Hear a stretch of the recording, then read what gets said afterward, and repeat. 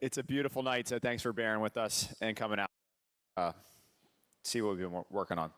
My name's Tyler McNeil, and my family and George Beers, Delaware Valley Development Corporation, have owned the NVF site here in Kennett for 15 years. We're very much aware of the impact that NVF has had on the Kennett community the past couple of decades, and would like to assure everyone here that we're committed to a cleanup plan.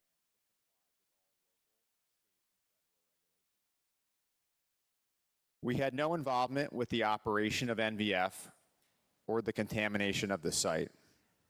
Our involvement started in 2009 and has been exclusively focused on the remediation and redevelopment of the site.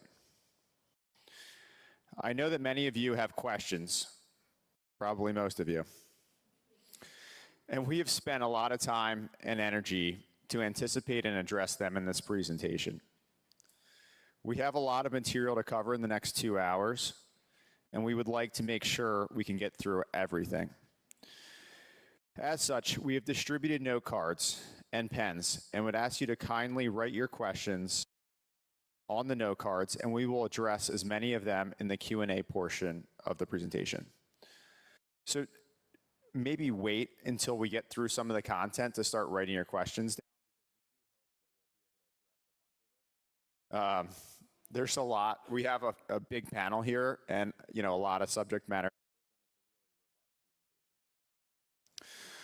Note this presentation is being recorded. It's live streamed. We'll distribute a copy of the presentation on the Borough website and the Facebook page, so all of it will be available. It's a complete open book from content on the presentation. We have a preeminent team of subject matter experts here. I'm not going to introduce everybody down the line, but everybody up here will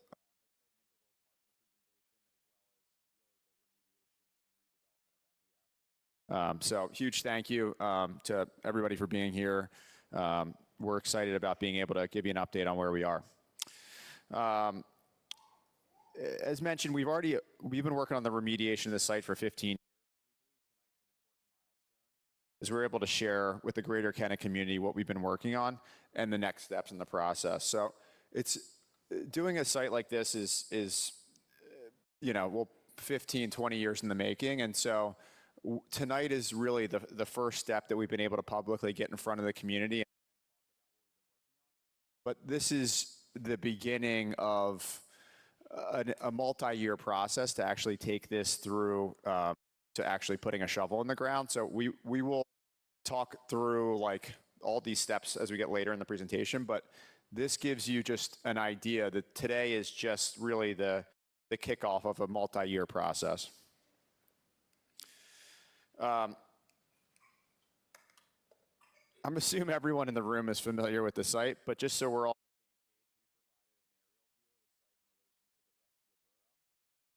so the site is in its entirety is 24.7 acres, which is approximately 10% of the land area of the borough. The borough's a square mile.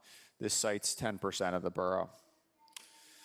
16 acres are on the main orange hash portion of the site, and about 8 acres on the baseball field. The baseball field today is utilized by the school as well as baseball leagues. We're here tonight to tell you that we are open to suggestions to the borough or to the school. So we've had a lot of questions over the years. Everybody asks, what's going to happen? Are you going to develop the baseball field? We could.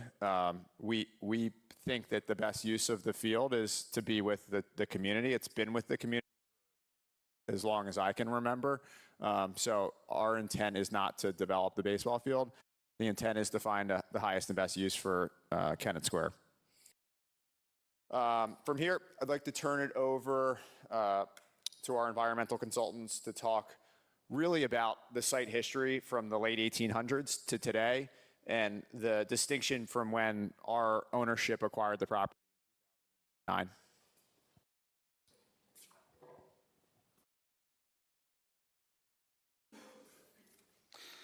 Good evening, everyone. Thank you for coming out. My name is Jonathan Spergel. I'm part of the environmental team. I'm an environmental attorney with. To my left is Rich Lake. Rich is an environmental consultant with GTA, who's also part of the environmental team.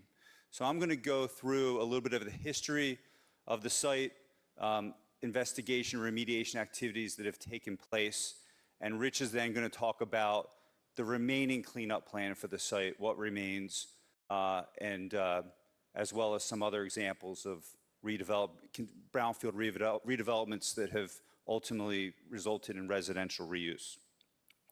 So as Tyler mentioned, this site, industrial operations of this site started around the turn of the 20th century. NVF has been at that site since they were at the site in the late 1800s and operated the facility for many, many years. In the early 1980s, that's when PCB contamination was first identified at the site, in soils at the site. NVF did undertake what we will call limited cleanup activities, investigation activities throughout the 1980s. They were in communication oversight with US EPA. But EPA was seeking additional work, and in fact, EPA came in and they conducted their own removal actions, remediation activities in the 1990s under the Superfund program, sought reimbursement from NVF for those remediation activities. Even after those remediation activities by EPA, NVF still conducted additional assessment, remediation activities, cleanup activities under the oversight of EPA. In 2007, NVF went through bankruptcy. Their operations ceased, their remedial activities at the site ceased, and any operations at the site stopped at that point. Then come Rockhopper, the current owner of the property. Rockhopper acquired the property in 2009. Rockhopper never operated the site at all. No industrial activities took place at the site at all. The only thing that Rockhopper's done, as Tyler described, is really over these past around 15 years or so, is look for ways to remediate and develop redevelopment plans for future residential use of this site. So, actually, we're still on the same slide. So the first thing that Rockhopper did is in 2009, they entered the site into Pennsylvania's voluntary cleanup program, referred to as the Land Recycling Program. The Land Recycling and Environmental Remediation Standards Act is the statute, and it's administered by the Pennsylvania Department of Environmental Protection, or DEP. They entered that program with the goal of developing an investigation plan, a cleanup plan, and ultimately implementing a remediation so they could demonstrate to the state that this site is safe for residential reuse. There are a number of things that, and by the way, that land recycling program, it's commonly referred to as Act 2. So a number of folks in this room probably heard about Act 2. That's what the Pennsylvania cleanup statute, that's how it's referred to. Rockhopper, with its current development partner, Lennar Homes, their commitment is to, before there's ever any residential occupancy at the site, is to remediate the site to residential standards under the Act 2 program, to be able to demonstrate that fully both to Pennsylvania DEP. And also, in addition to Act 2, there's also oversight when you're dealing with PCB contamination by the US EPA. And it's what's called the TSCA statute. And so EPA has its own jurisdiction to oversee the investigation of cleanup and PCBs at sites. And so Rockhopper is also committed to ensuring that there's investigation and remediation, and a lot has already taken place, which I'll talk about in a minute. But that's done under the oversight of EPA in accordance with the requirements of the federal TSCA statute, and ultimately getting sign-off from EPA, again demonstrating that the site is safe for residential reuse. First, go to the next slide. Okay. So, as I just mentioned about Act 2, Rockhopper formally entered the site into the Act 2 program in 2010. And so it's a multi-step process to go through that state remediation program. There was extensive soil and groundwater contamination that was performed all at Rockhopper's expense, and it ultimately culminated in what they call a remedial investigation report and a cleanup plan. And that was submitted to and approved by Pennsylvania DEP in 2010.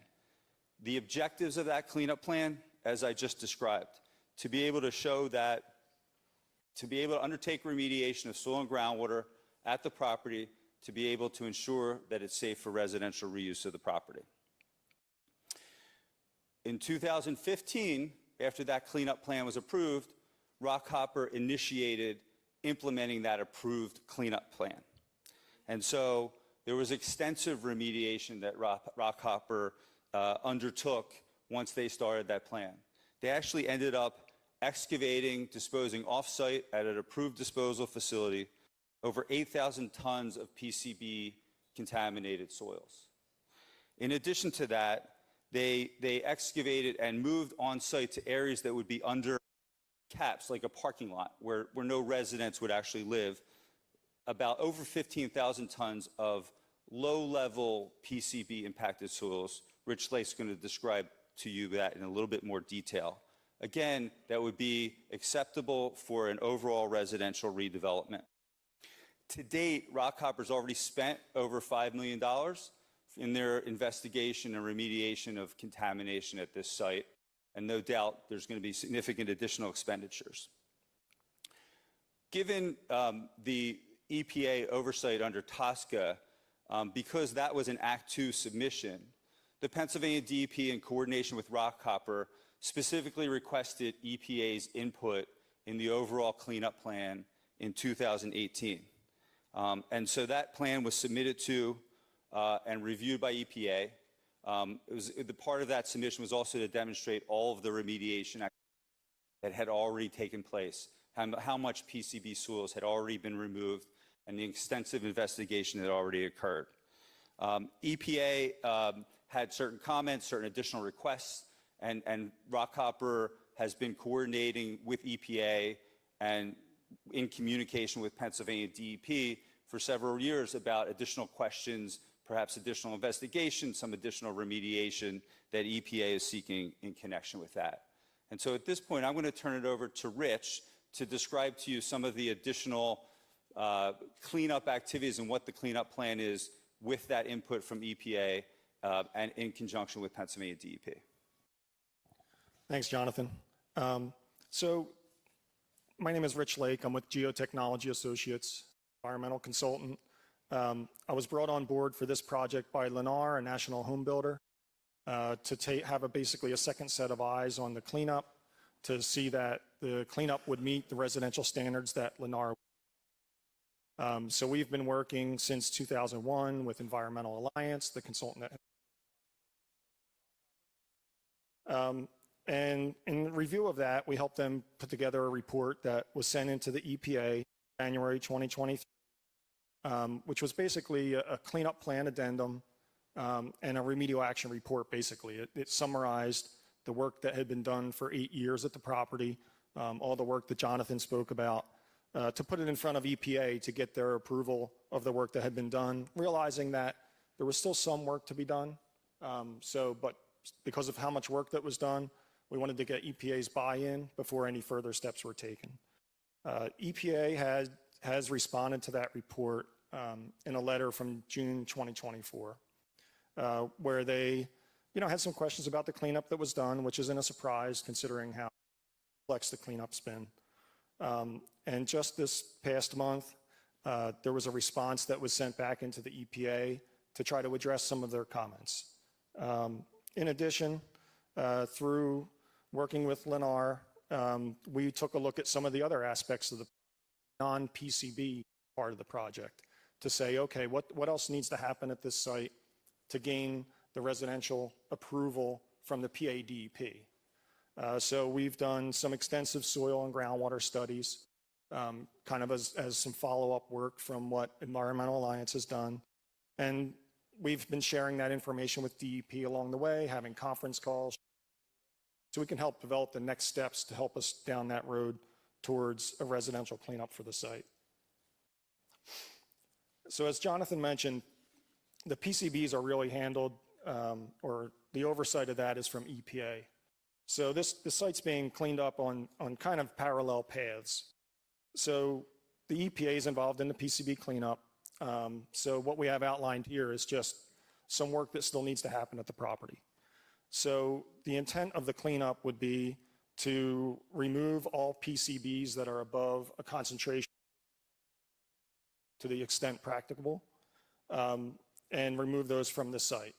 And I think already 8,000 tons of that material has been removed. So, 95% of that remediation has already been completed. And then in the planned residential lots, the remediation would be down to PCBs of a concentration of 1 part per million, which is what EPA considers their cleanup goal for an unrestricted use of the site. And that's actually a much more stringent standard than the PADEP would require if they had jurisdiction over the property.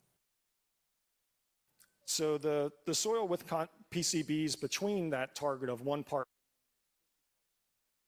a lot of that soil has already been consolidated onto the southwestern portion of the property, where the redevelopment plan would call for placing a parking lot to cap that PCB contamination. And then an environmental covenant would be recorded that would put restrictions on, would require the long-term maintenance of caps that would be installed. So that's the PCB EPA side of the cleanup. So there are some contaminants at the site that are not related to PCBs, and those are being cleaned up under the review of PADEP. So the intent of the cleanup there would be to attain DEP's Act 2 residential.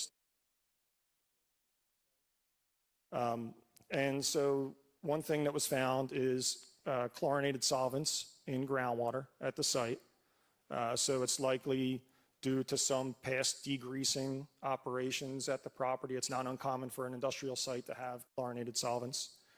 But there's been a fair amount of soil evaluations on the site to show that there's no. So it's just a groundwater issue. So we're working with the DEP and collecting additional data to try to come up with basically an amendment to the cleanup plan on how to address those chlorinated solvents. One thing that will be required is an institutional control. You can't use groundwater on the site for any purpose, but this is going to be connected to public water, so that's not really a concern, but it's just something that has to be put in place to satisfy DEP's requirements. And the evaluation of the chlorinated solvents and these other contaminants, it's an iterative process. We evaluate the data, we see what we have to do to address that contamination to go towards a residential cleanup. So it's possible that some other engineering would be needed to address the non-PCB impacts at the site. So I was asked to just present 2 other sites that are somewhat similar to this site, where they had to go through an extensive cleanup to permit residential reuse of a site. This is the Steel Point property. It's in Phoenixville. It's right along French Creek. As you can see in the image on the left, a lot of old industrial buildings. The images on the right show that it was an underutilized property. Somebody had taken, but it wasn't redeveloped because of the fear of contamination. But somebody bought the property, spent the money to clean up the property and make it safe for residential use. And as you can see in the other photo, it's now redeveloped with townhomes. And by the way, this is a Lennar project that we worked on with them. Another Lennar project here in Bridgeport, PA, similar scenario. It's on the Schuylkill River, has a long industrial history to it. Same process, there was an evaluation of the site, contamination was found, a cleanup was performed, reports were submitted to DEP, and DEP gave the blessing at the end of the day to say that it was safe for residential use.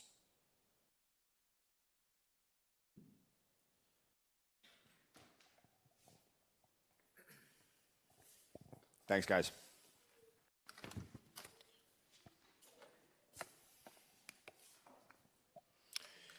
So on this slide, you see the site in relation to the in the borough and the township. In looking at what to redesign from a site perspective, we were really trying to take into consideration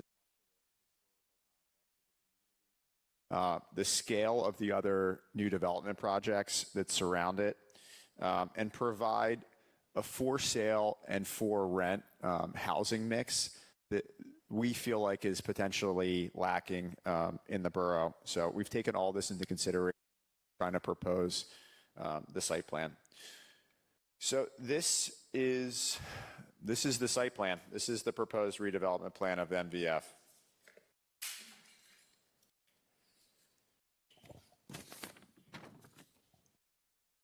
The plan contains a mix of for rent and we partnered with Lennar for the past 3 years to design a mix of. It provides opportunities for home ownership at various price points and hopefully at attainable levels with their stacked townhomes. We do have a copy of the presentation that will, all this content here tonight will be added to the Borough website.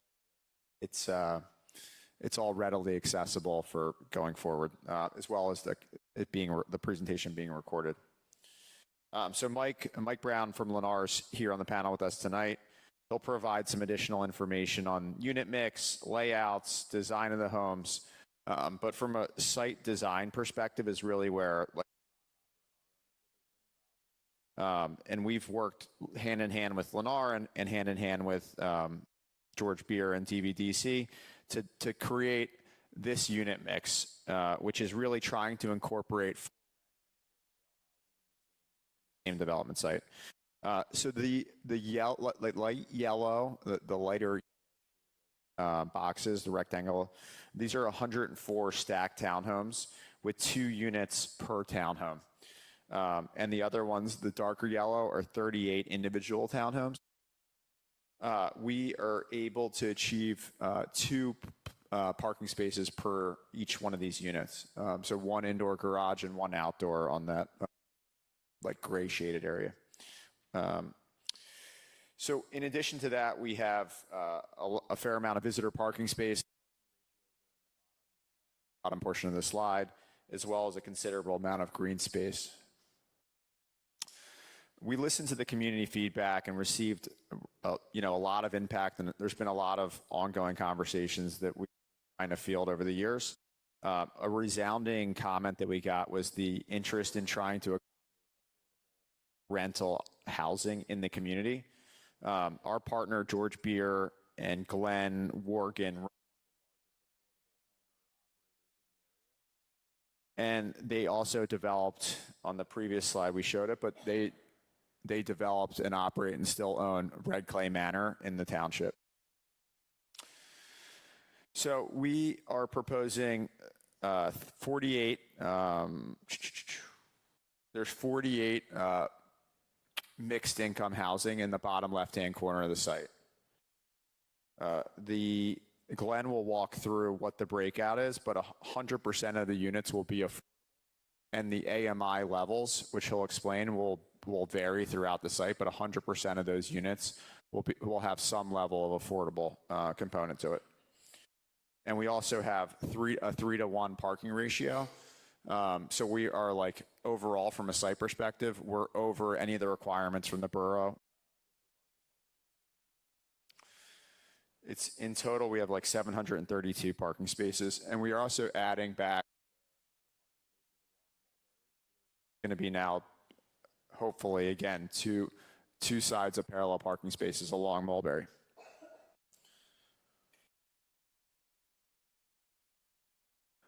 All right, so what does all this development do to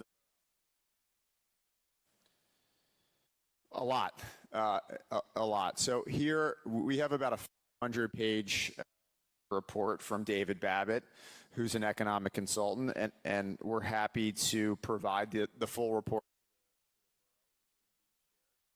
Unfortunately, David's teaching at Westchester University tonight, and so we took a 500-page report and we consolidated it into one slide.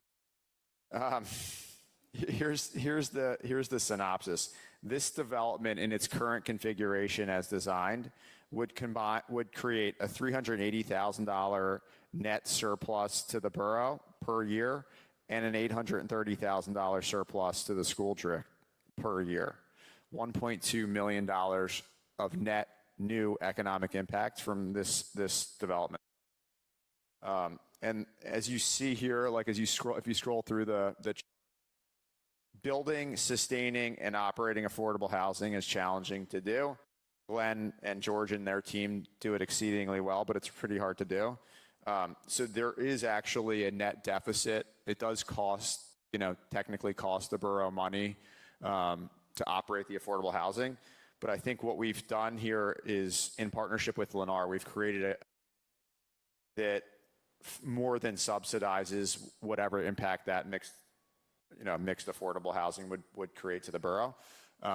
So we do have like what we view as a tremendous potential economic surplus. So again, plenty of additional things that need to get flushed out here, but like based on what we had here, this is basically as good as David and his group could estimate. All right, so I will turn it over now to the J. Davis architecture team to walk us through the process of design.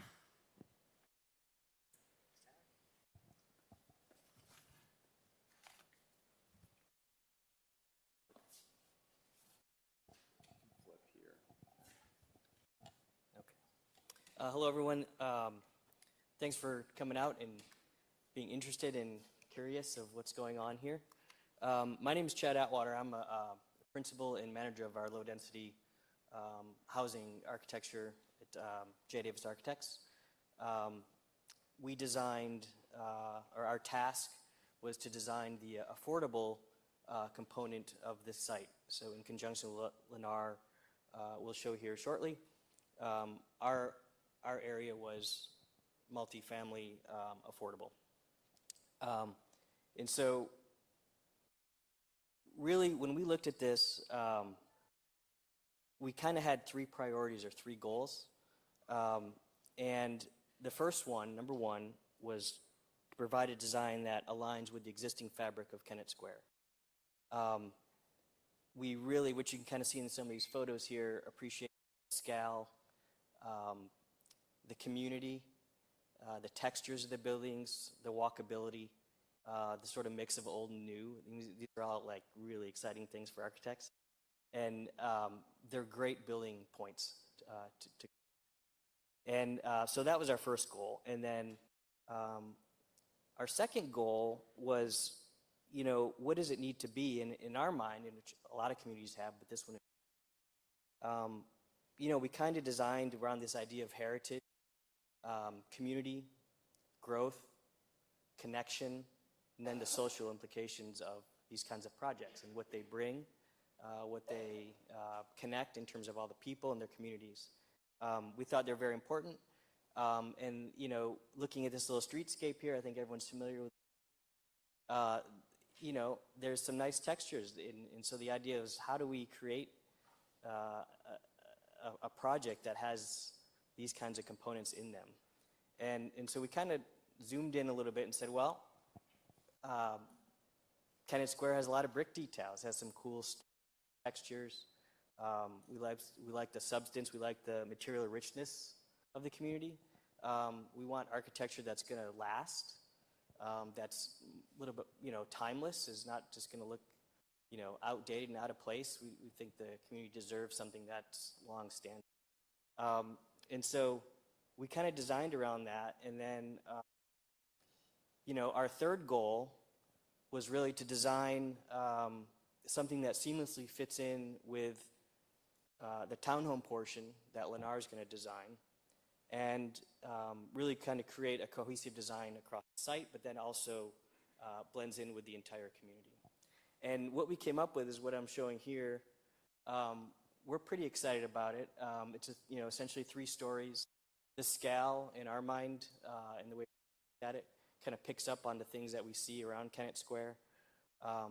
If you recall in the last site plan, there's a lot of connectivity and walkability in the site. There's some landscape architecture things that we're going to talk about that also connect. But I think in the end, we're excited to present something that's cost-effective, affordable, and obtainable for everyone. And we think that's pretty important, that everyone has a place that they can call home, that they feel really good about. And so that was our task. I will turn it over to Glenn, and he can talk a little bit more about affordable housing and the specifics contained in that. Thank you.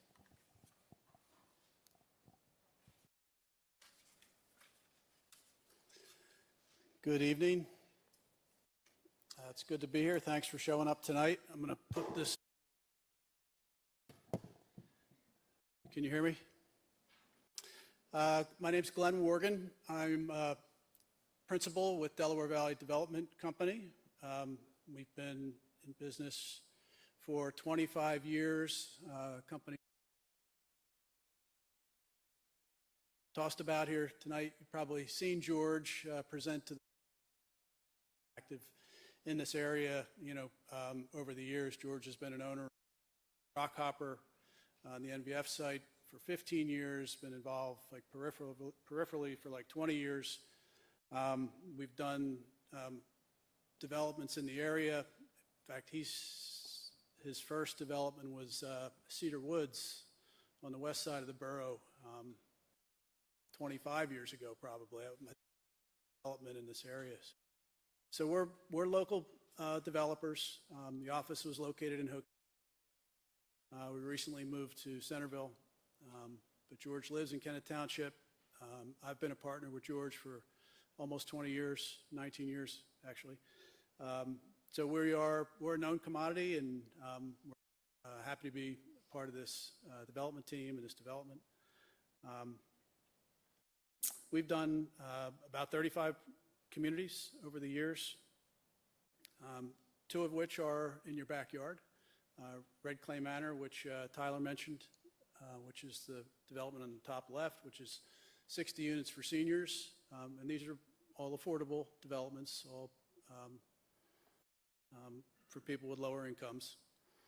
We've also developed Granite Ridge, which is 112.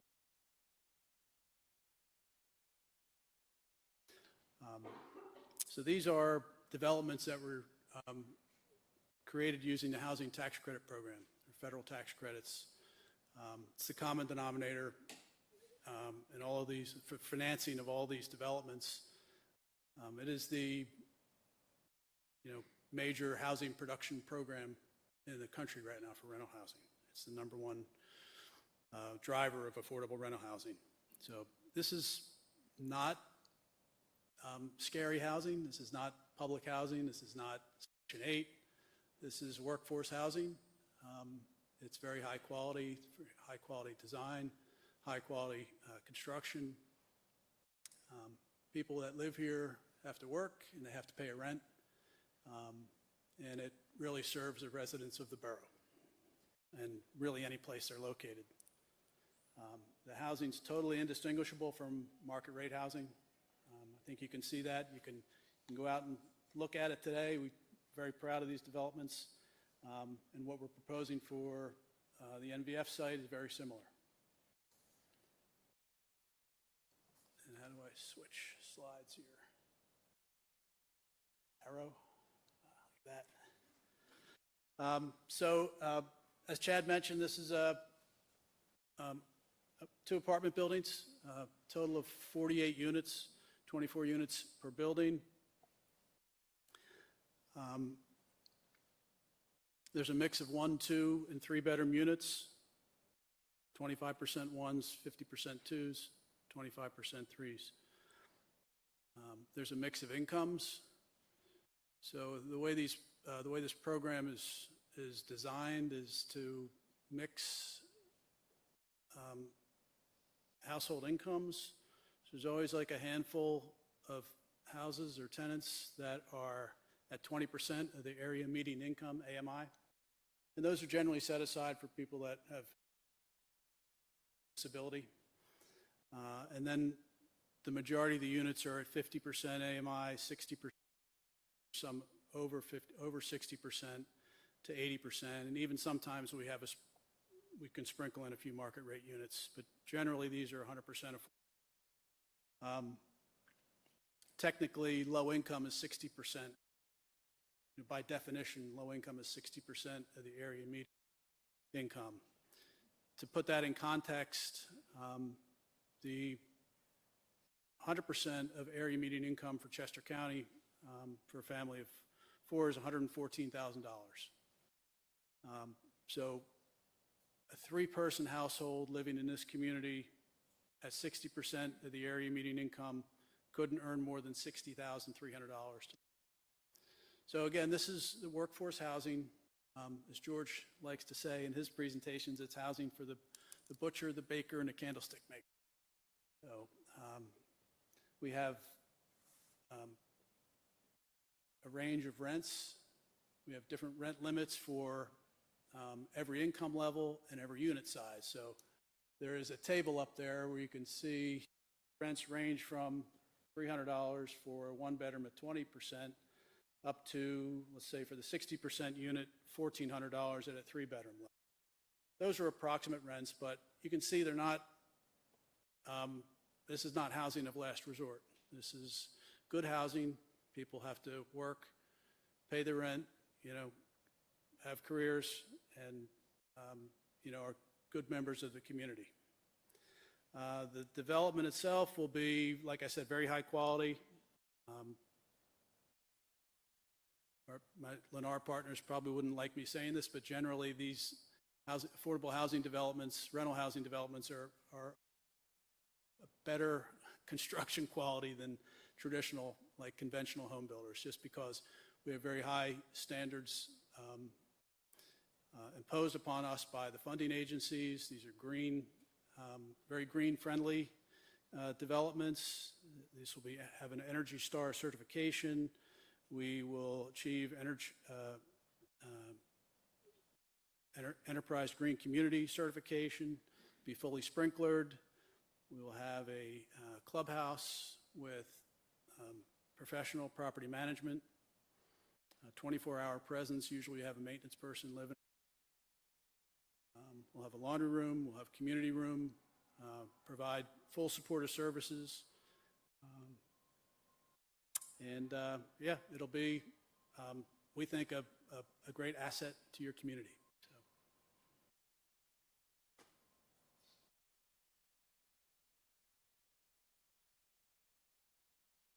Next up.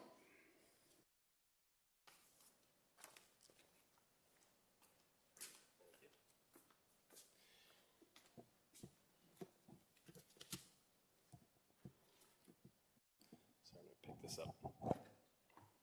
Good evening. I'm Mike with Lennar.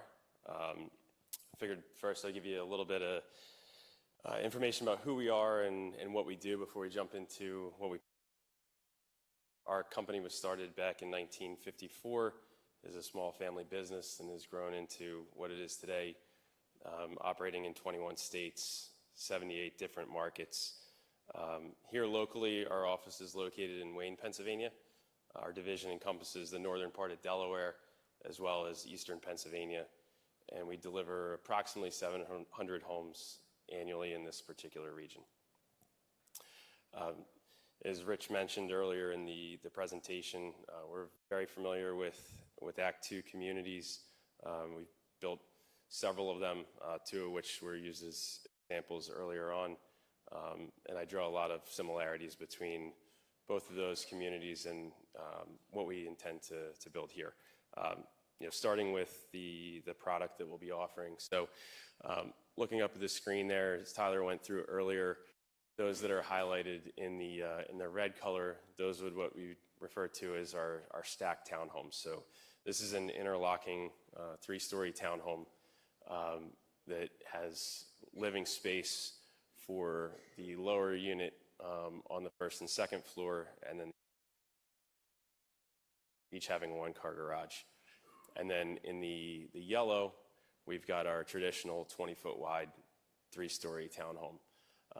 Both of these products were offered in similar fashion in both of the other communities that we looked at earlier.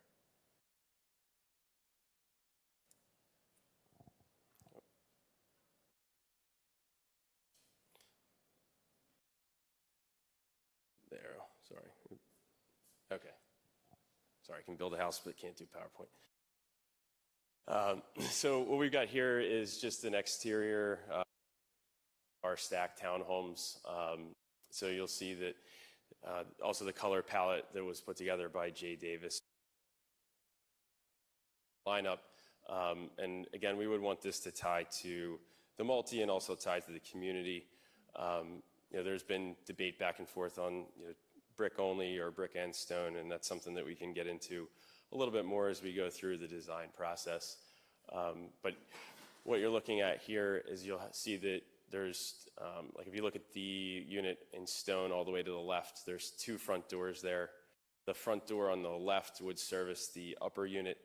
The front door on the right would service the lower unit and walk directly into that level.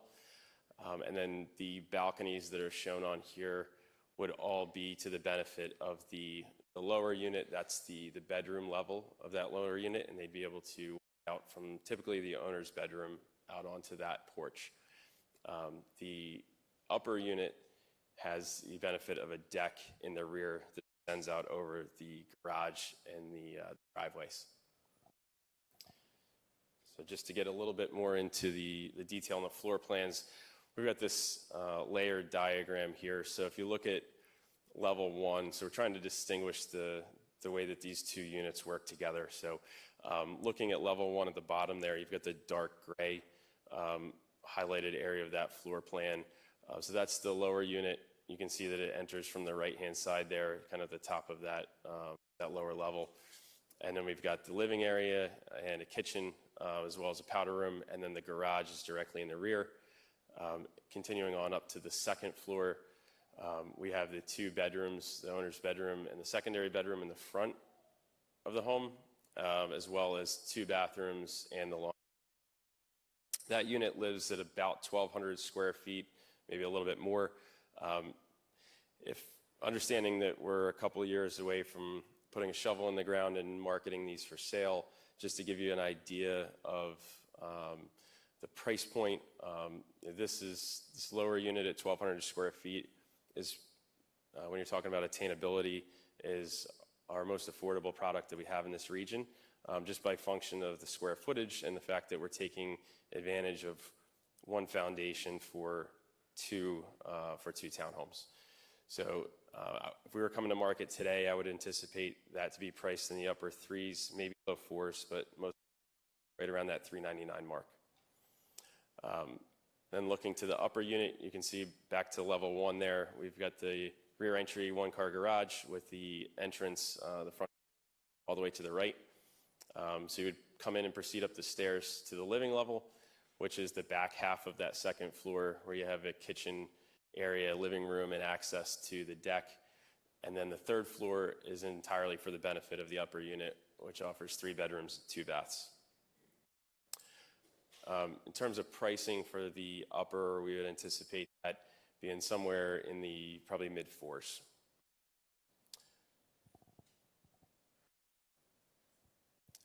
And then for a 3-story townhome, this is our 3-story.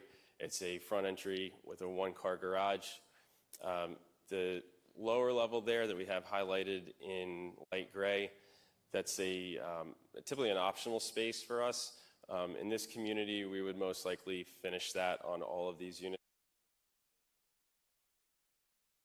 between the 3 product lines. So as I mentioned before, the lower level of the stacked unit is about 1,200 square feet.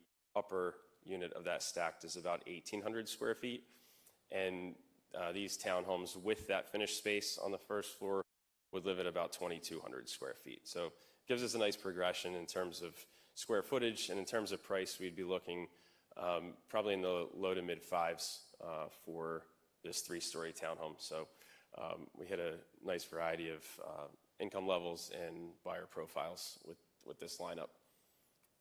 And then just looking at the second level is your living level, and then bedrooms on the 3rd level there. The last thing I'll touch on is just because we are so familiar with these products in similar settings, the way that we build is a little bit different from a lot of our competitors in the market. We typically build spec homes where we will start the homes first and then we sell them. We think it works particularly well for us, and especially in a setting like this where there's not really much room for options other than interior selections and color palettes and those types of things. So we know what we're going to build throughout the community day one once we have our approvals. So we would start it once our development team comes in and gets started and starts getting curb and base paving down. We typically just march down the street behind them, building a building at a time. And I would anticipate, in today's market, we'd be somewhere between 6 and 8 per month on a production and a sales schedule. So would anticipate finishing the community out from the day we start in somewhere between 3 and 4 years. I'm going to hand it back to Jay Davis. I think I'm going to switch. How's everybody doing? Are we hanging in there? Everybody awake, I see. Thank you for sticking with us. My name is Jeremy Arnett. I am with Jay Davis. So, Chad handles the inside of the building and I get the fun stuff. I'm going to talk a little bit about the site plan. I'm not going to dive into all the nitty-gritty, but I just wanted to give the design concept. And so on the left side, as you're familiar with from what Tyler said, you'll kind of notice between the two actually that it's a very similar green space. And that was intentional. It plays to the sort of traditional sort of aesthetic of Kennett Square and the area, but it also allows for a lot of flex space. So you'll see that these townhomes, you get kind of a good density. We talked about how many townhomes we have on site, but it leaves a large amount of space for recreation and just gathering as well. And so on the affordable side, that long linear, and I'm just talking about what's green inside of the walkways. If you kind of look at kind of encircling the green space, and that is approximately 30,000 square feet. Now, on the right side, with the townhome amenity space, and so we're not talking about what's on the other side of those sidewalks, where kind of those patio spaces that can get a little more privatized. That adds a lot more square feet. Closer to, I did a rough take, and that was closer to about 50,000 square feet. So we do have quite a bit of green space. Back to the affordable side, you'll see like a little glimmer of maybe a shade structure, some hardscape. There is room outside of that club. And then on the townhome side, we have separated it just because of how long. So we've kind of split up that space into 3 amenity spaces. And I'm going to jump to the next slide, kind of just find that space a little bit better. This is just bubble diagram, but we have 2 sort of mirroring smaller seating spaces. And then we have a much larger kind of seating area in the that can have a little bit more amenities to it. And so between that, we didn't want to have too much. We didn't want it to have cause things to take up too much green space. We wanted it to be flexible. We wanted to have that open space. And then with that lawn, we also wanted to have a little bit of privacy for those patios. The ground floor is going to feel like a backyard. So we're proposing just having like a nice traditional long linear landscape to provide that separation. And what's shown in blue is just that circulation pathways that we're talking about, that connectivity between and around each of those spaces. People, it won't be a long, you don't have to walk all the way around to get to these many kind of route as possible. And this is just some precedent imagery. You kind of see in that lower left, that long linear lawn with a border of trees and shrubs that we're talking about. And then just some imagery for the amenity spaces, seating areas, some shade cover, just, fixed benches, that sort of thing. We're not getting, as far as the landscape, we want to do a little more traditional architecture and also of Kennett Square, but don't think it's going to be Longwood Gardens. We're not working with that sort of budget. I love Longwood Gardens, but we can't quite do that one. But we do want to play to that sort of traditional. And just some of the words you can read, but some of the things wanted to fit with was not just traditional, but also resilient. These plantings we want to be, native if possible, but certainly ones that are going to be lower maintenance, that are going to be able to take the harsh winters, but also provide that aesthetic beauty that everybody. So definitely a well-planted area. We want, but once again, not quite Longwood Gardens. We don't have that maintenance team. So I'm going to jump into the streetscape, but right before that, we're going to bring up Matt to talk about traffic, because I know that is coming. And then you'll see me again.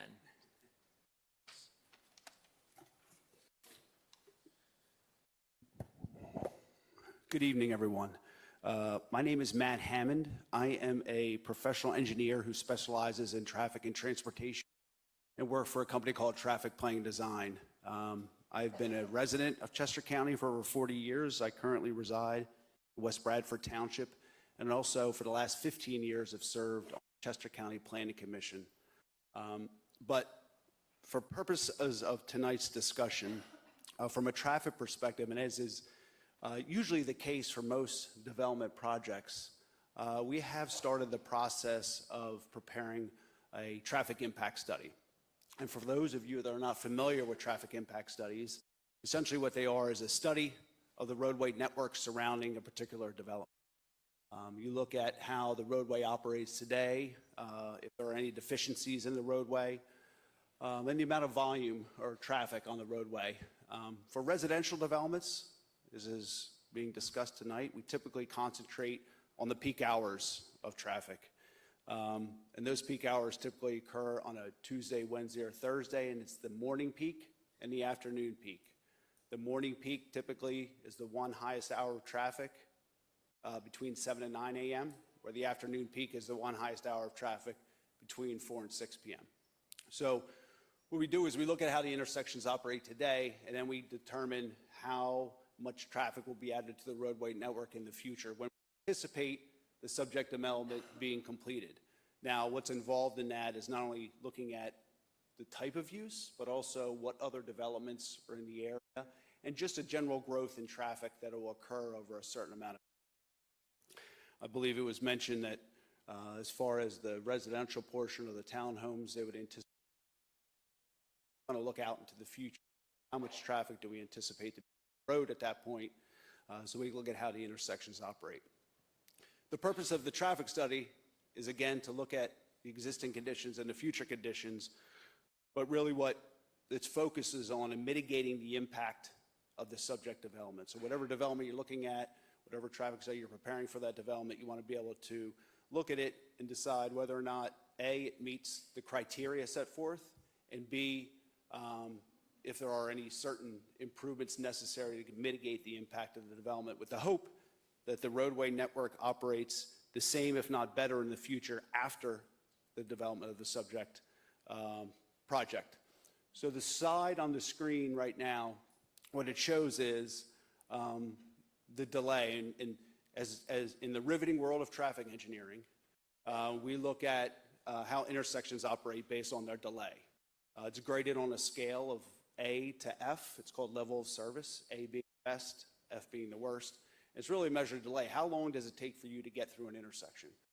So there are certain parameters and criteria that we're required to comply with. And what this slide shows is essentially the delay that's experienced today. This is an average delay, so sometimes you're making a left turn from, or sorry, a right turn from Mill onto Cypress. It may take you a little bit longer than this table is showing, but again, this is an average of the overall delay. So what it shows is that there is a slight increase in delay when traveling through when you include the traffic associated with the development. It's also including growth in traffic in the areas. It's all the other developments in the areas. And it shows, again, that there is a slight increase in delay, which falls well within the parameters that we're required to comply with. The main reason behind that is the fact that there are essentially 5 driveways serving this property, so it allows the traffic to spread out. There's 3 access points on Mill, there's 1 access point on Mulberry, opposite Washington, and then there's 1 out to Cedar. So it allows the traffic to be spread out through the area, obviously being within a borough, an urban area. you have multiple opportunities for traffic to disperse once they exit the development or come from multiple directions, thereby reducing the impact on a certain roadway. As was mentioned at the beginning of this process, this is a process. The traffic study has been completed. The traffic study is being submitted to the borough. The borough will have the opportunity for their professionals to review the study and make whatever recommended changes that they suggest. But it is a process, and we'll continue to move through that process and continue to refine the traffic study. But we have, again, gone through a pretty exhaustive, detailed analysis. The traffic study is about 450, 500 pages. But again, it's a process that we'll continue to go through and address. I guess, Jeremy, I'll turn it back over to Jeremy. Which one do you press? The arrow. That's fine. Oh, okay. Thank you. Oh, yeah. All right. Let me put that back. I don't know why I like it, so I can use my hands. So real brief, the street that we're going to focus on is West Mulberry. So right now, or as Tyler had mentioned, we're going to be putting in the parallel parking on the other side. This diagram is just showing a quick section on the plan of the area that we're going to look next. And so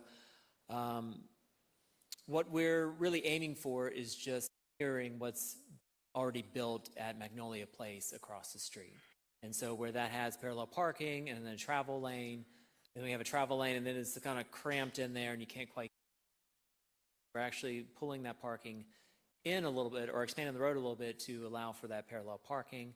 And then we have a 4-foot landscape strip, a approximately 5-foot sidewalk, and then you kind of have those connections to each of those townhomes. Now, the one thing that Magnolia Place does is pretty interesting, and we certainly can explore that, and we may want to. Just it has a little landing at each of those townhomes of paver, and so that's what we're showing. There's a paver kind of on the right side of the right-of-way. That's what is mirroring that's happening at Magnolia Place, and then there's an alternate that we could. As far as putting in the verge, so when people are getting out of their cars, they're not necessarily just. So that's kind of all the streetscape section is showing. It's just kind of in a section and an elevation form. And I'll pass it off to Debbie.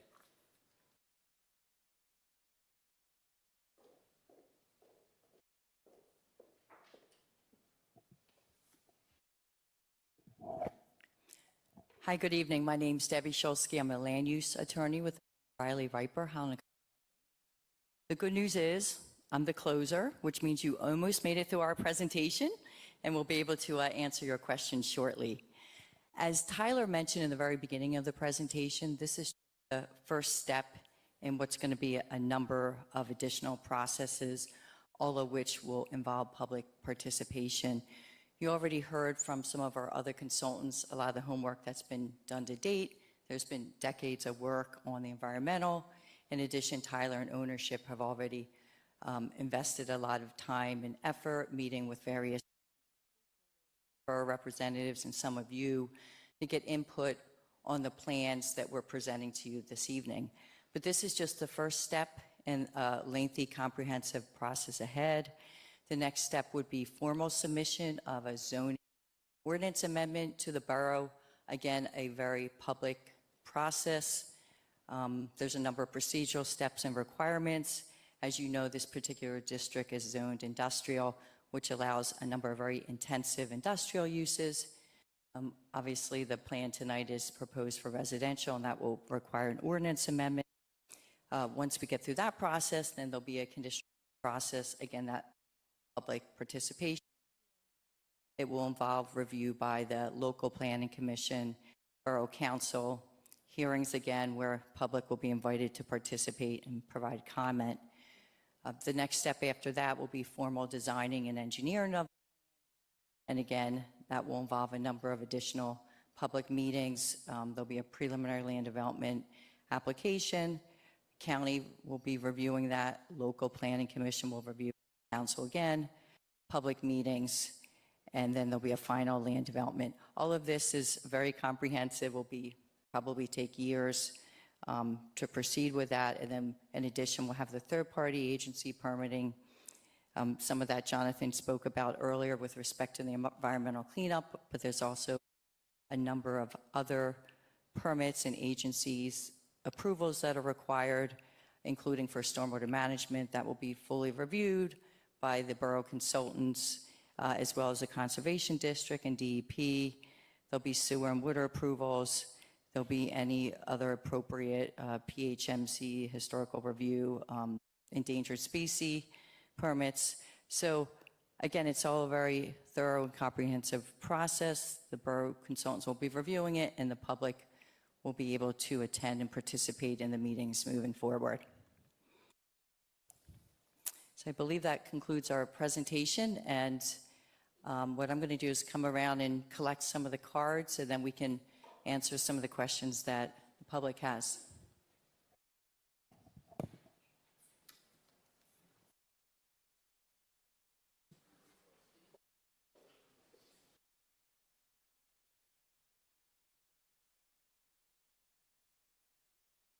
If you wouldn't mind just passing the card down the line, either direction, it'd be super helpful.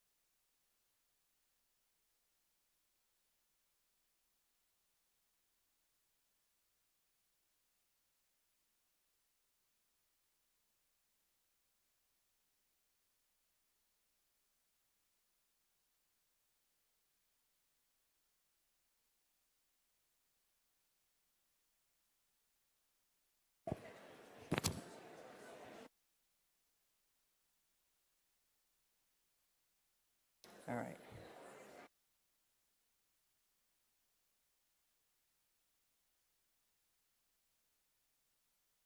Okay. Okay. Right. So, hello? One? Okay. All right. So I know we have a lot of questions, so I'm going to get started. The first one has to do with some of the environmental reports and the remedial investigation report, human health risk assessment, ecological. Will this be available to be distributed on the website? I guess that's more of an environmental question, Jonathan. Yes? Okay.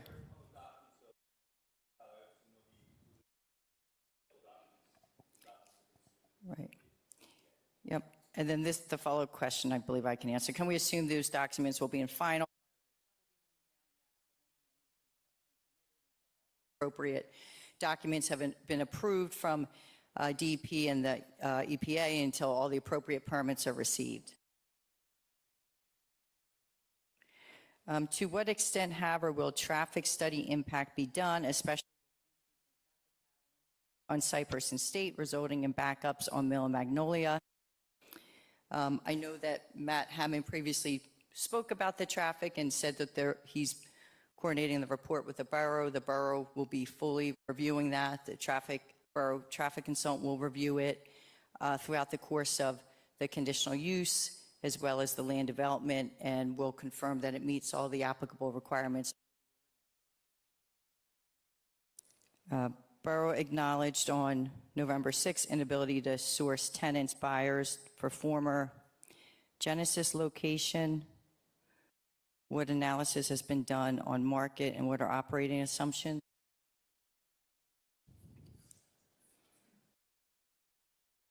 Yeah, I think we don't have a comment on the Genesis building. Okay. That was really dealing, considering potential of selling not only your large property area you're talking about, that may also be on the market. We don't know. You can't, we don't have any of that. Well, yeah, I'm just saying that was discussed last night. Probably be a good thing to sync that up. There's a question about whether public green space, such as PADP Brownfields to Playfield program.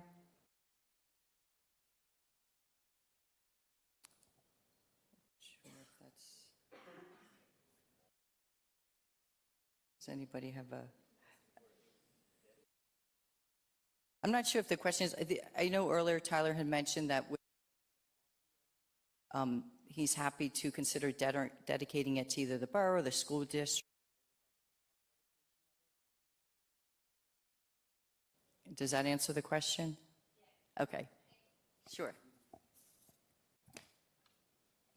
Will the EPA and OSHA be on site during active construction to verify the safety? Document results be accessible to the public on an easily accessed form? Not constantly. There may be some periodic inspections, similar by the Conservation District. Have to be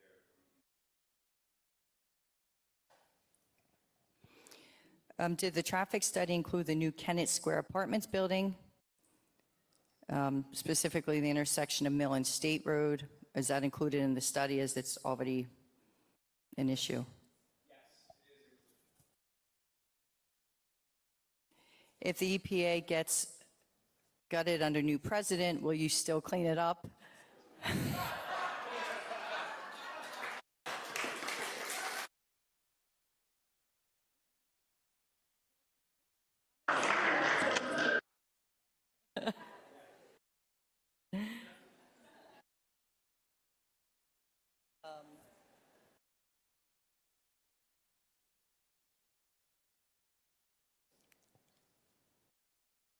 I'm not sure I understand this question. Will Mill Street be opened through? I don't know if I just can't read it. Yeah, I think it's to be determined. To be determined. Okay. Yeah, to be determined. Okay. I don't think we can go through we can't go through Pia's property.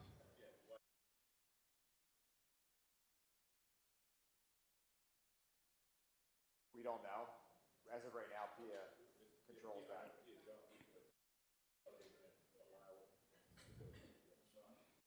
We don't know yet. And the other question is, what is the maximum allowable density of the development? What does the zoning allow? So we are intending to model the draft ordinance with respect to the existing multifamily ordinance that's permitted already in the borough. And I believe that allows a maximum of 12 units per. To the extent that we can, we're going to try and utilize. There's going to definitely need to be some changes made, but we're going to try and follow that as a model since it's already been, adopted by the borough and used for other developments currently. Okay, this is another question about the traffic, which we already answered. Are you doing subsidized housing? And if not, why?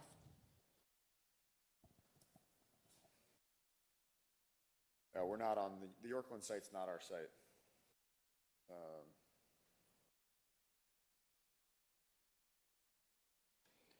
How much money will be subsidized per year? It's not going to cost any.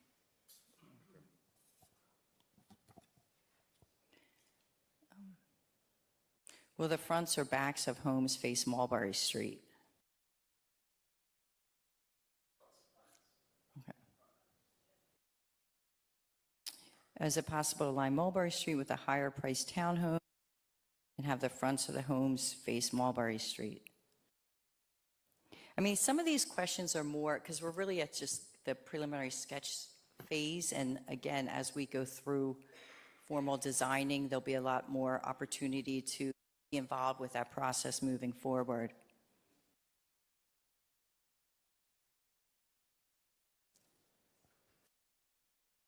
I can take this one. So I would love to see something similar to X condos or apartments upstairs on first floor. So we did have a design concept that contemplated a larger multifamily with ground floor retail. We don't believe in talking to the retailers that this is necessarily a retail hub like Main Street on Exton is. But we did have a scenario if we wanted to do a larger that we could accommodate retail.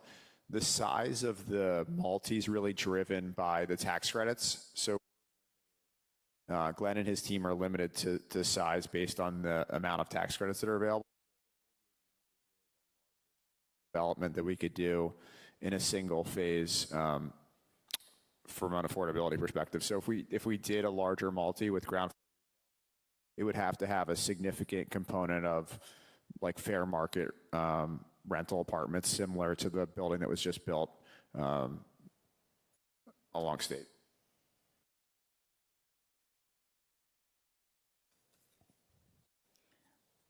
What is the projected timeline for the next step versus full? That is the magic question. As I mentioned at the end of our presentation, the next steps really involve the formal submission with the borough. And the first of that step would be a zoning ordinance amendment. There's a number of procedural steps required under the state statute in terms of what needs to be accommodated and accomplished for an ordinance amendment. It has to be sent to the county planning commission. There have to be hearings. So that process will take at least several months, if not longer, because of the drafting of the ordinance back and forth for the borough. And then the conditional use process, again, that's another formal hearing process. There's very specific requirements under the state statute that govern the procedure for that. Again, that needs to be reviewed by the local planning commission. There need to be hearings that are held. There's notice that's and then finally the land development, which is when the plans are and engineered. And throughout this entire process, the borough our consultants will be responding to the review letters. There'll be a lot of back and forth. So, and then on top of that will be the third-party permitting, which also takes a very lengthy process. So I'm just guesstimating. We're looking at a few years at the minimum.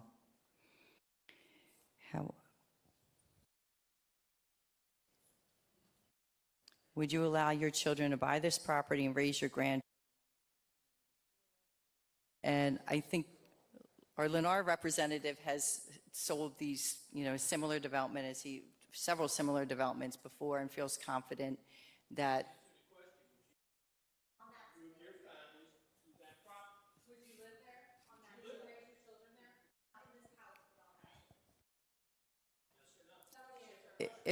If they're the appropriate approvals, once they're received from the EPA and DEP, I would. I have a question that was resolved. Design and layout plan you had up there did not show where you're going to put that contaminated soil. Have a southwest portion of the plan. Where does that in relationship to the town? It was addressed in the beginning. It's all recorded. Cap portion of this would all be under asphalt with the appropriate capping protocol. Going really well right now. Where in relationship to the townhouses?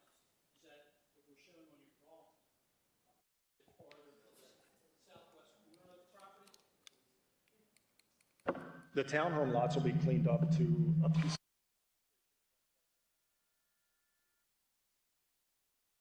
Townhome lots will be cleaned up to a PCB concentration. I understand. The area on the southwestern part of the lot, that's where the soils. Okay, so back there along the railroad tracks. I'm sorry? Correct, along the railroad tracks? Yeah.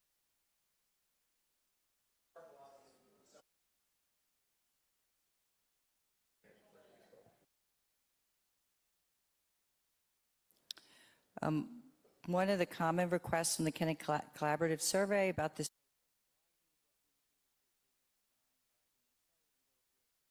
cutter development, and I know our architects spent a lot of time explaining the various architectural features that they intend to do.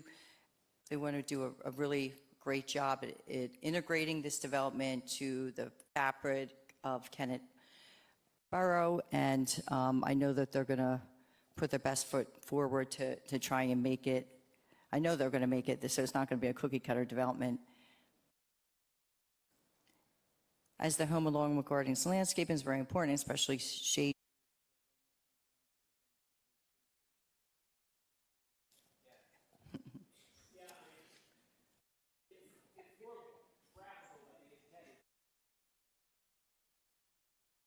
There's a question about the water tower, whether we'll keep it, to be determined.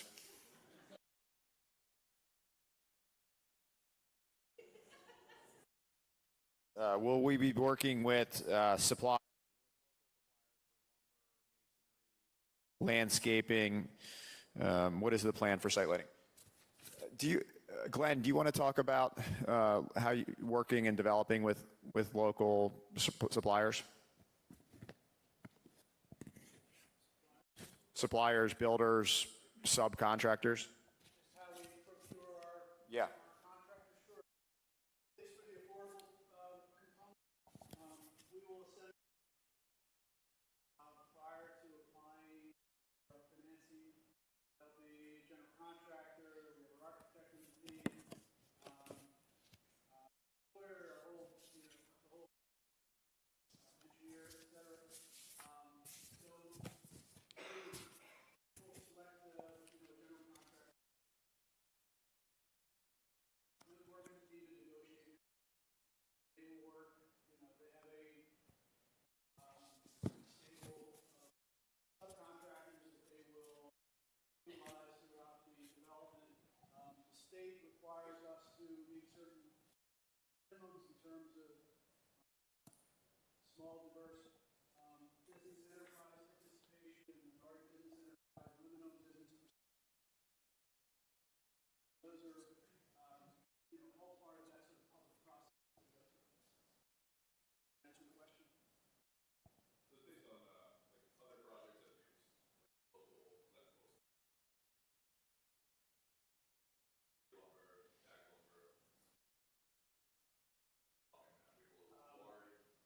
I can assure you that they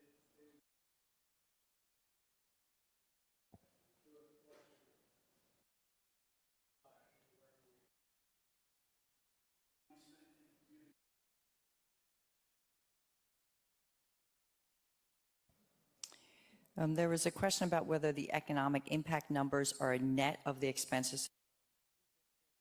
And yes, they are. As Tyler had mentioned, there was a few hundred plus page report that David Babbitt prepared and condensed into one. So he's got all the supporting information in the full report. But the numbers that were conveyed this evening are the net numbers. And how is property monitored in the future for contamination? Jonathan, do you want to take that one?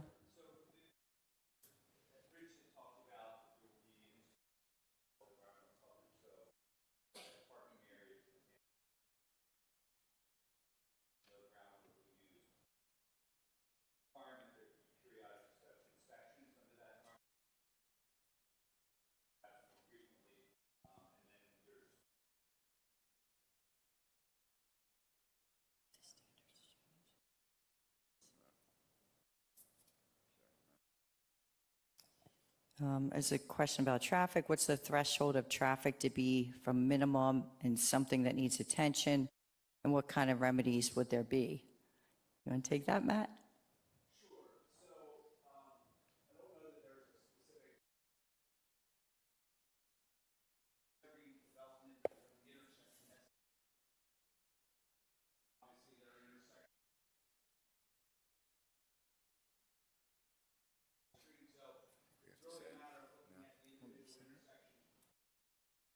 Let's see.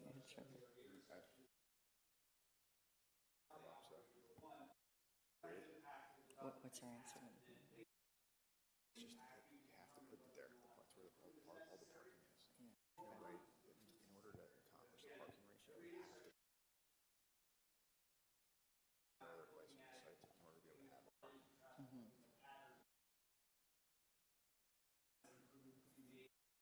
And they're not on it. The truth is they're not on it. Right. It's established by they're not on the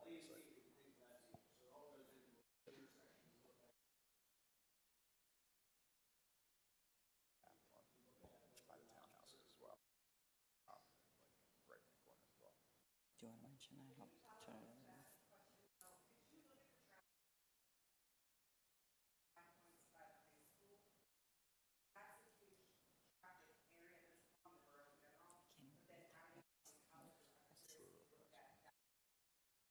This is the water tower. Oh, okay.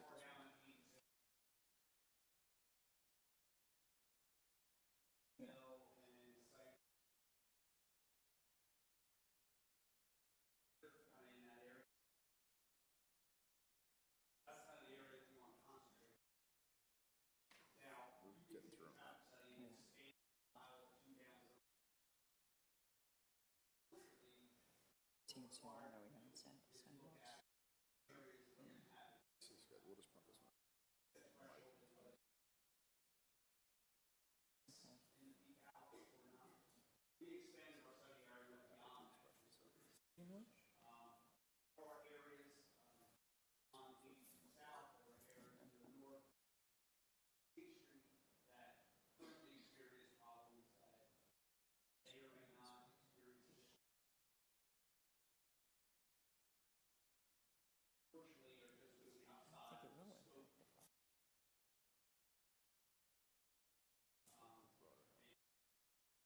How it'll alleviate the housing pressure.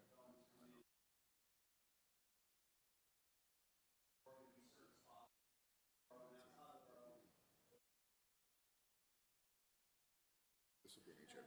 This week push this over to Mike.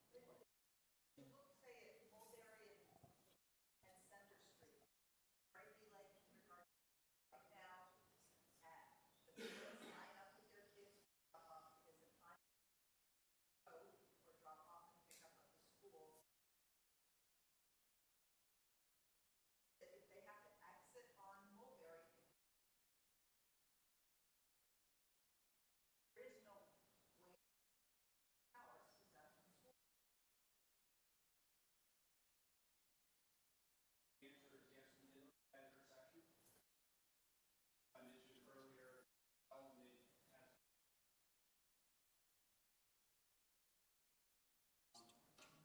just say design that.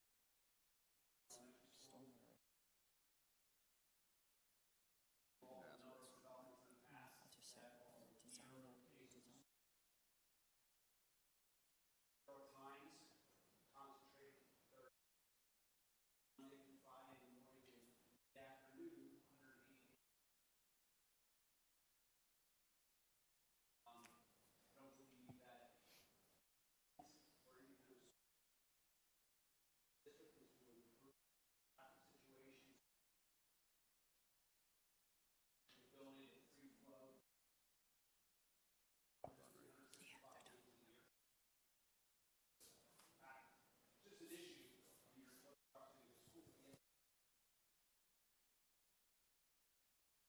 I feel like we kind of addressed the traffic. He's talking about that now. Will Mill Street be extended? We don't know.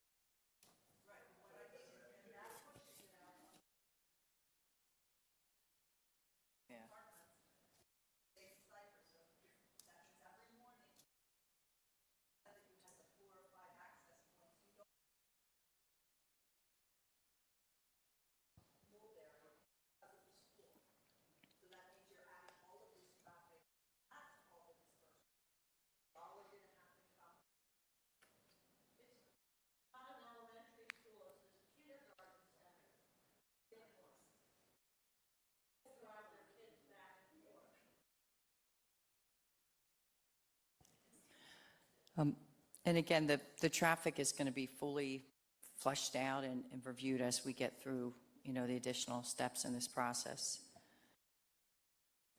Next question, will there be basements? No.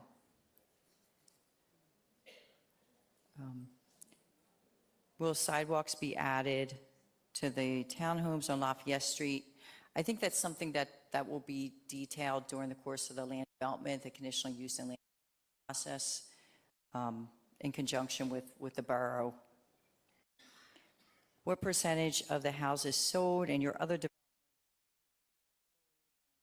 residents stay? Mike, I don't know if you have any statistics on sales in your other developments.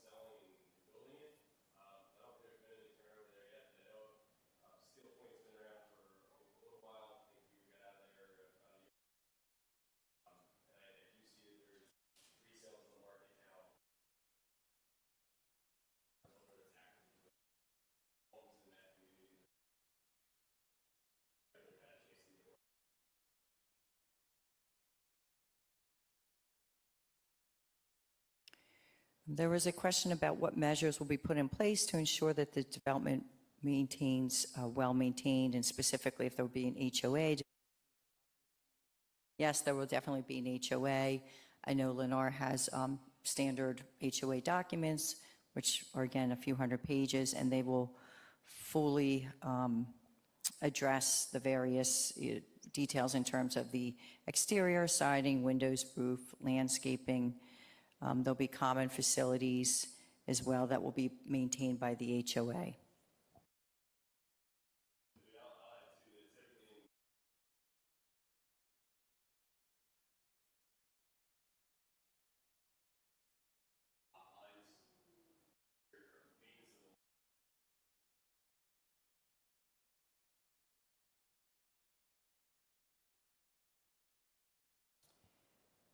There's a question about the storm drain location, ownership, maintenance. I'm not sure if that means the stormwater management, but again, stormwater will be fully reviewed during the design of the plan moving forward in conjunction with the borough engineer and our engineer. And there'll ultimately be what's called a stormwater management operation and maintenance agreement, which will be required to be recorded against the property to ensure that it will be maintained ultimately by the HOA. Let me ask that one. And there's a question, why are the poorest residents being put closest to the paved capped area? Do you want to take that one?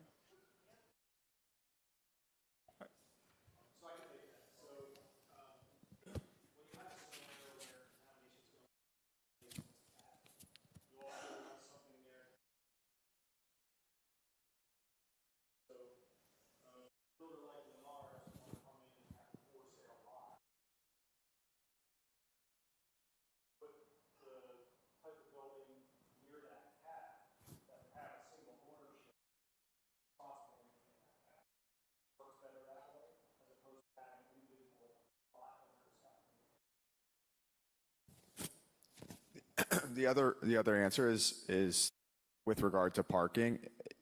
There's a large area of the cap portion of the site which is perfectly designed to low occupancy use, which is parking.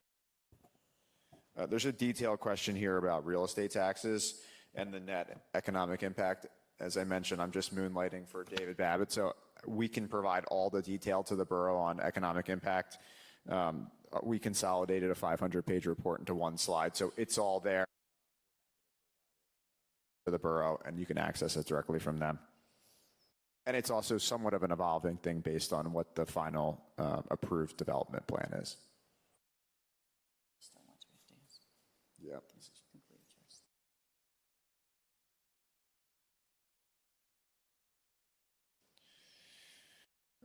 Consideration of other, Jeremy, all of the above?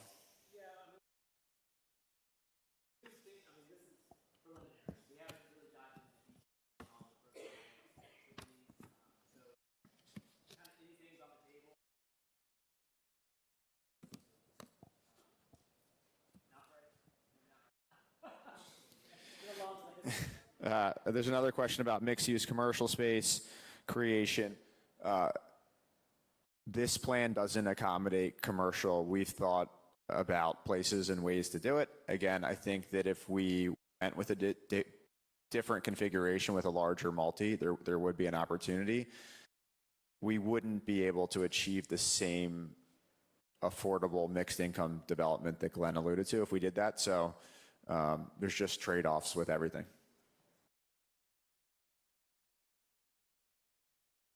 There was a specific question about more detail, the conclusion of our fiscal impact consultant with respect to the number of students and the projected cost to the school district.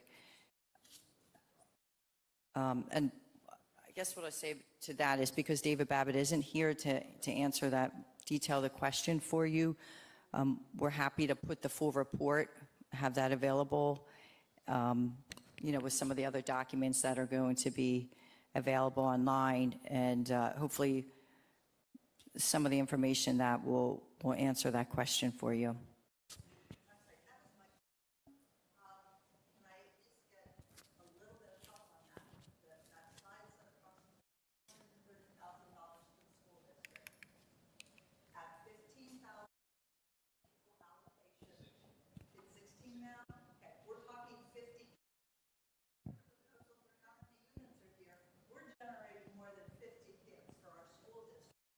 Yeah, no, it's included. The reason why it's based on the number of occupants and the number of bedrooms. So it includes some level of assumption that Babbitt could mention, but it's not 48. It's all the housing.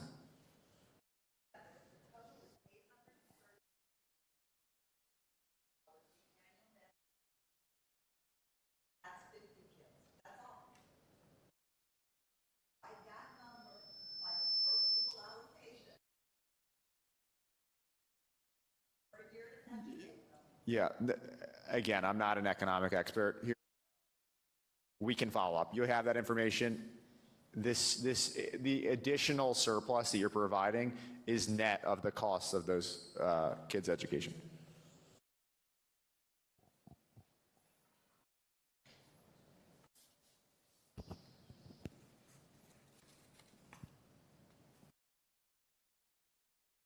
Consideration of pedestrian bridge from development to I think the baseball field is an evolving process, and I think that we need to figure out with the borough and the school what to do with it. So if that's a desire I don't know how that would work with over an active train, but again, evolving. When you say affordable housing, what does that mean? What sort of requirements must a person want to take that one? Yeah, so as I mentioned, there's a range of incomes that will be targeted here. There will be income, different levels. 10% AMI, 10% 8% VA.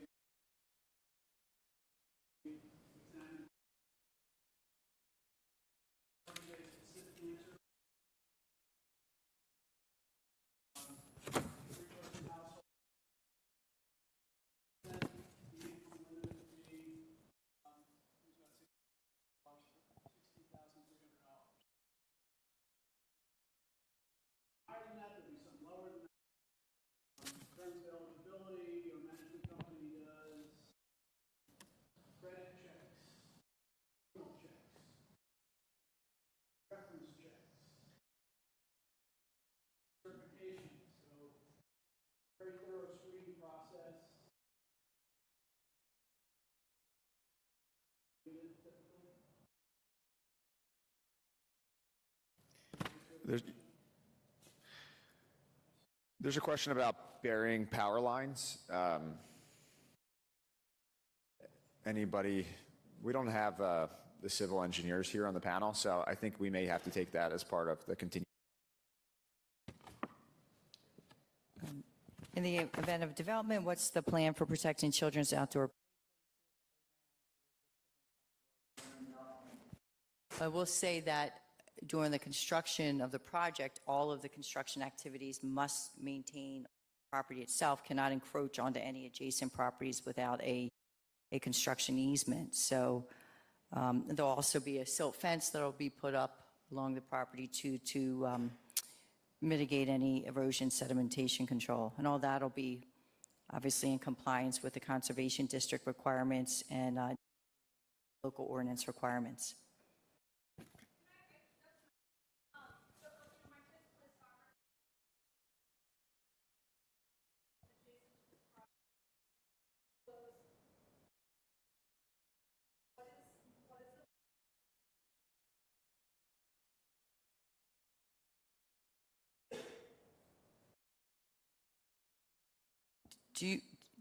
Mike, do you want to just talk about how dirt management or Jonathan?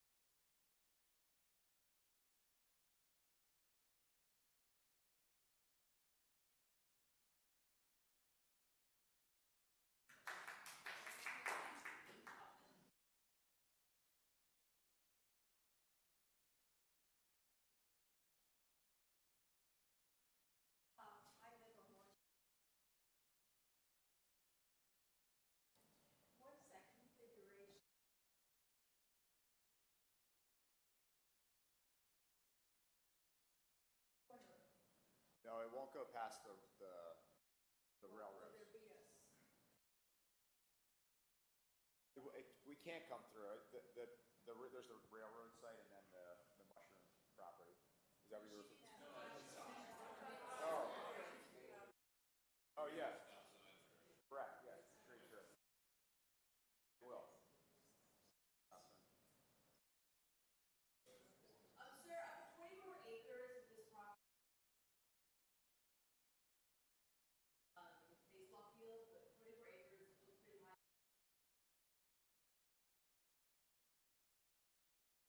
How many acres? So we're proposing, if the borough wants to accept dedication, the school dedicate the field. I believe so. It's about a third of the overall track size. In addition, there'll be open space amenities on the site itself that will be for use, common facilities for the residents of the community.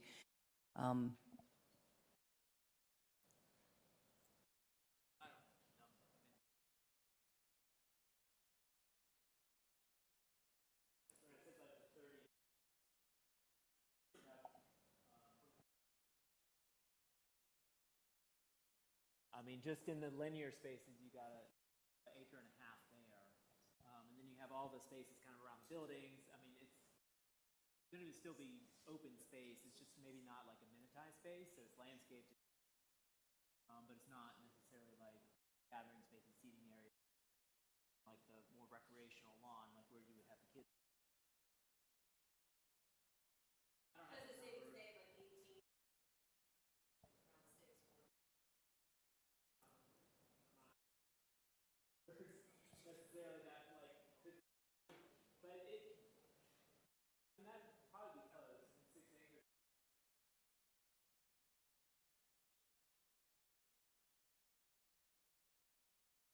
We have time, we have about 15 more minutes, a couple more questions.